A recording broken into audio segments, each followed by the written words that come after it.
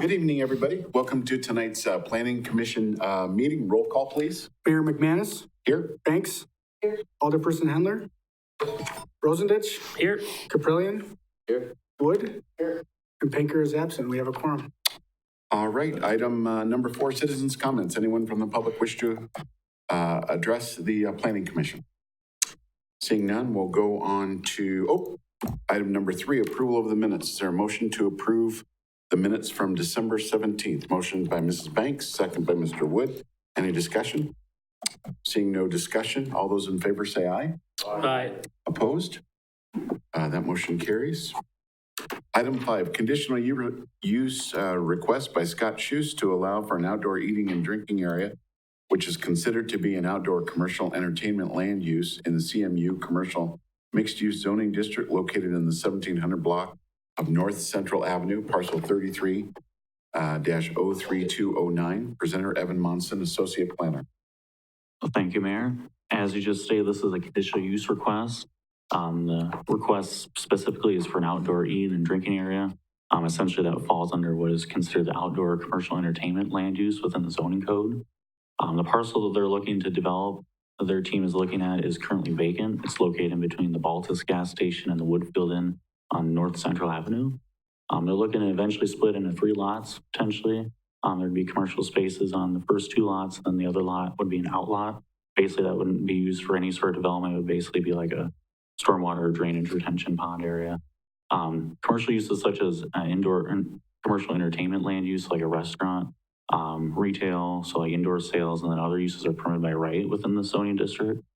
Conditional uses in the CMU district include outdoor commercial entertainment, but we're reviewing a variety of other uses as well. So we go to the next slide. This is kind of a location overview. Target would be to the west. There's a bank as well across the street. Woodfield to the south. Across Peach to the east is residential property, and to the north is more commercial. As you keep going, that would take you to Walmart and outside of town. We go to the next slide. This is a proposed site plan for the development. As you can tell, it's 3 lots. The 2 main lots on the west end would be the commercial lot. Specifically circled in red is where our outdoor eating and drinking areas are. You can tell that they basically would be in front of tenant 1, and I believe tenant 3 is the other one. So you'd presume those would end up being entertainment restaurant uses, since those would kind of match up with the other entertainment land use. We go to the next slide. Basically, the property does meet the zoning code requirements for what they're looking to do, whether they split it or keep it one giant lot. The parcel has ample space for parking. The outdoor dining land use itself would require a number of spots per the number of seats.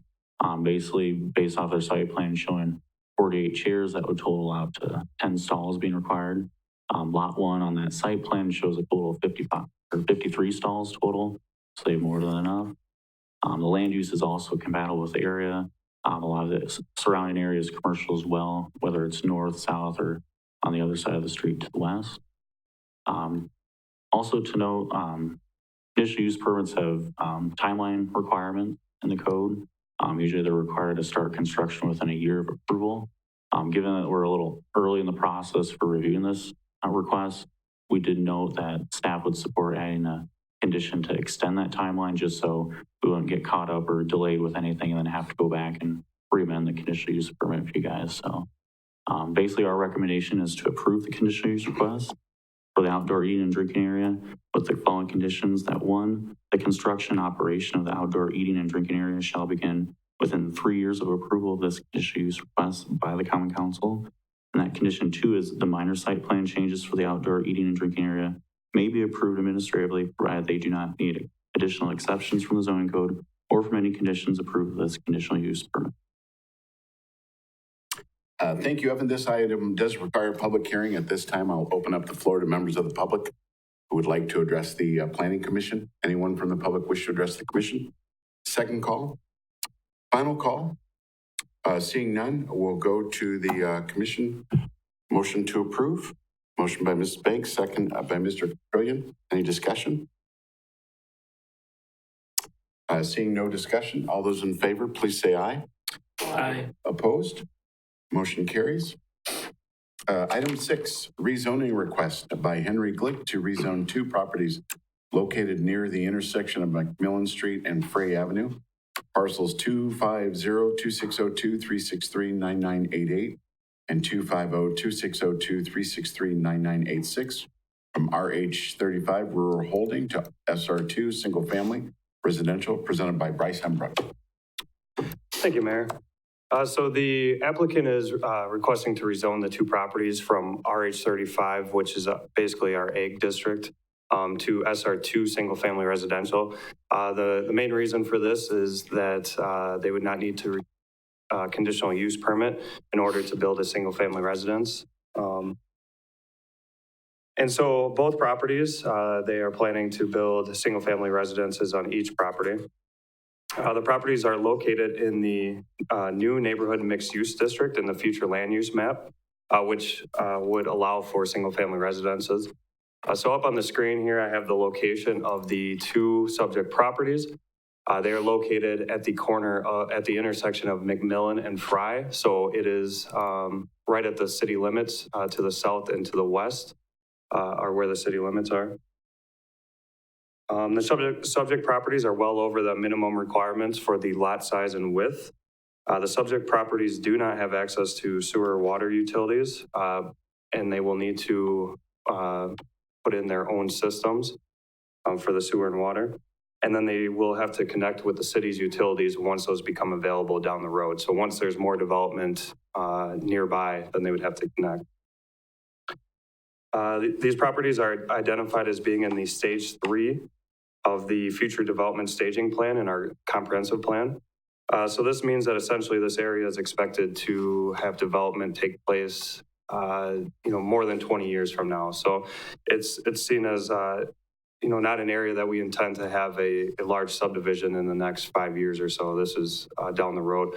So in this case, when we look at the staging plan, if it's a stage 3, we would probably not recommend to have, like I just mentioned, like a subdivision, but single lots like this aren't as much of an issue as long as they would have their own utilities. City staff spoke with the previous property owner about, the possibility of, ever developing this area for a subdivision. And so they looked into that option. He has then sold to the property owners currently. And so we would just like for the property owners to work with staff just to identify, if you were to eventually split up the lots in the future, where would be the best placement for that. So we just, would like the applicants to work with city staff, which they will when we go to review their zoning anyway. So we just wanted to remind that. The subject properties are surrounded by egg land uses and single-family residences. Essentially to the west, there's some single-family residences. As I mentioned, that is outside of city limits. To the north, there is agricultural land. To the east, there is also agricultural land and a single-family house. And then to the south, there's a combination of both as well. Rezoning the property to SR2, single-family residence would be consistent with our comprehensive plan, and no foreseeable adverse impact shall arise from the rezoning of this property. So with that, we would recommend to approve the rezoning request by Henry Glick to rezone two properties from RH 35 to SR2 single family residential, and to direct staff to prepare an ordinance for common council consideration. Thank you, Bryce. This item does require a public hearing. At this time, we'll open up the floor to members of the public who wish to address the commission regarding this rezoning request.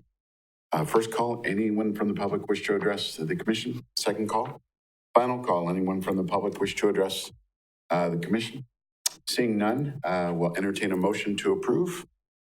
Motion by Mr. Wood, second by Mr. Rosendich. Any discussion? Seeing no discussion, all those in favor, please say aye.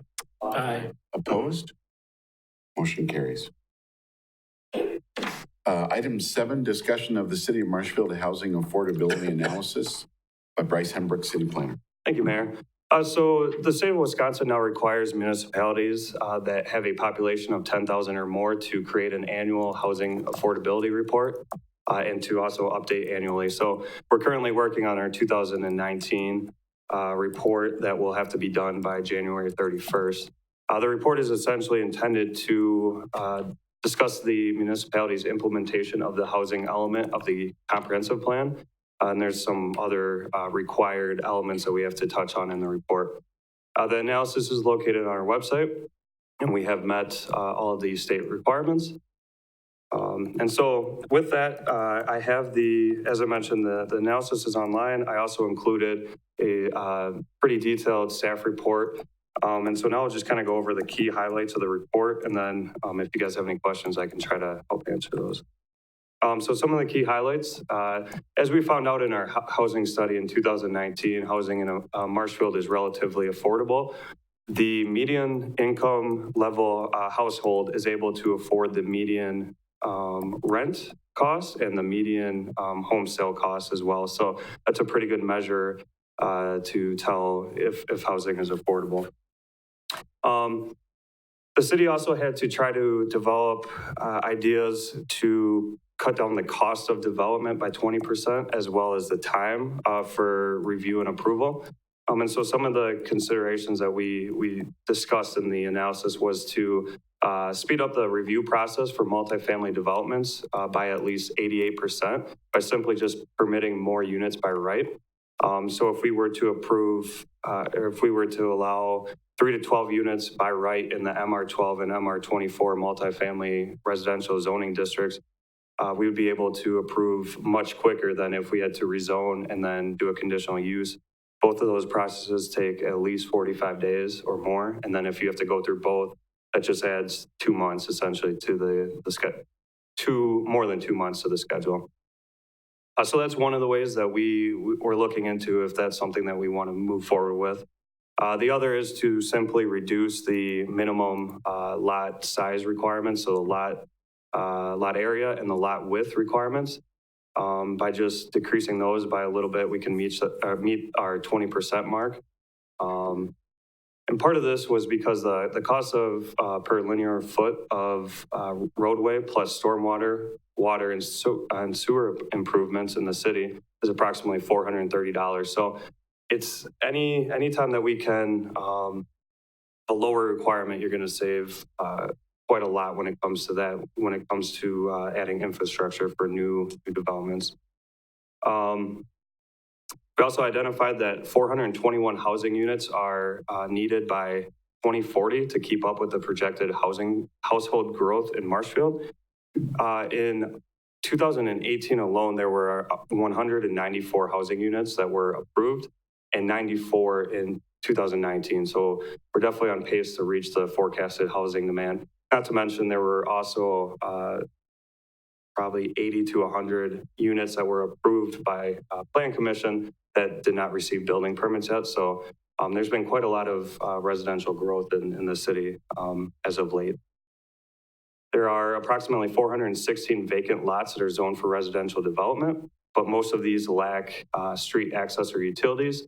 And that's why we created the housing incentive program in 2019 as a way to try to reduce that number and to have a lot more lots that are ready, shovel ready.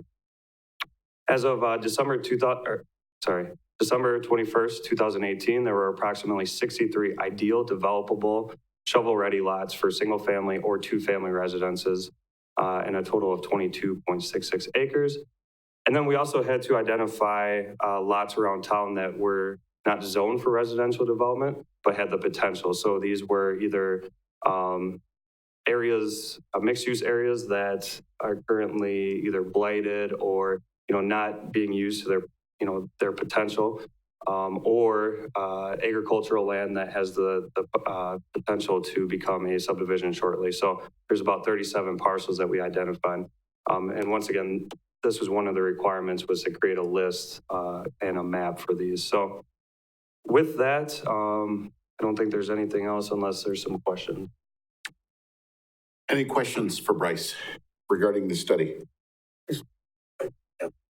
Absolutely. Yeah, again, this was a snapshot of our 2018 analysis. So we're just getting done with 2019. Bryce and our staff are working on the 2019 report. So we may actually have that for you next month. The state required us to do a full complete year, and we didn't by January 1. Well, we didn't have the information for 2019 by January 1, so we had to look back a year. So each year we'll be doing this report by essentially by January 31st of the following year. Some of these numbers will change. Obviously, the $430 per lineal foot, even in 2018, I think that was low. When we looked at current projects, it's a lot more than that. So the cost for infrastructure is a lot higher. So we'll be continuing to update this. It's a mandate by the state, but I think this will be useful for us to go forward, and it'll actually help our housing update when we update our housing study in future years to continue to keep tabs on this. Any questions from the commission? All right, seeing none, we'll move on to item number 8, review and discussion on the current regulations pertaining to operating short-term rental housing in the City of Marshfield, presented by Bryce Hembrook, City Planner. Thank you, Mayor. So Common Council discussed this item on January 14th and recommended to move forward with option 3, which was your guys' preferred option when you sent it to the Common Council for discussion. And so they also recommended to bring this item back. So staff will request a municipal code amendment at the February Plan Commission meeting. But before we bring back an ordinance, I was just curious if the Plan Commission had any suggestions before we bring it back in terms of any certain regulations you want us to take a look at, such as parking. There's a noise, they would be held to noise regulations through the city. But we could also look at, not allowing RVs, tents, and stuff of that nature. So we're just curious if you guys had any feedback for us prior to coming back to you guys in February. So in February, so we're just kind of giving you the green light to go ahead and create it? Yep, and essentially, we're looking for a motion to bring back ordinance for consideration at the February meeting. Essentially, we weren't able to talk about or bring the amendment to this meeting because of notice public hearing requirements. And we didn't have enough turnaround time from last week. So essentially, we would like to bring back that ordinance, but before we spend time on it, if there is anything that you guys want us to take a look at, we wanted to gather some feedback. And then you will need a motion from there? Yeah, a motion to bring back to develop an ordinance for future consideration. Any questions from the commission?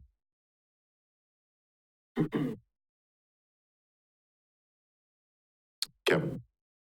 All right, John. So I wasn't at the December meeting. This relates to like Airbnbs and stuff, right? Correct.